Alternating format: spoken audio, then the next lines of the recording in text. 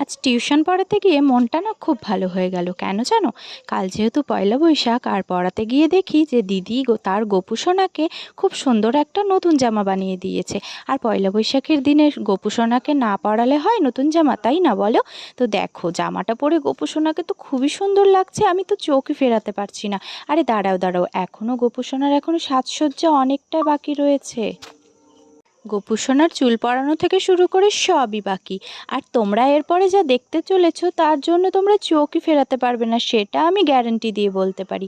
এইগুলো হলো গোপু সোনার জুয়েলারি, যেগুলো দিদি একটা একটা করে পরিয়ে দিচ্ছিল। আমার তো খুব আনন্দ হচ্ছিল, এত সুন্দর দিনে আমি গোপু সোনার সাজ দেখতে পারবো সেটা সত্যিই ভাবতে পারিনি।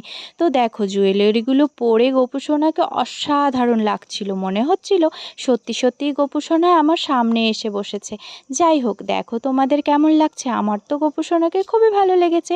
তোমরা কমেন্টে অবশ্যই জানিও কেমন লাগলো। টাটা।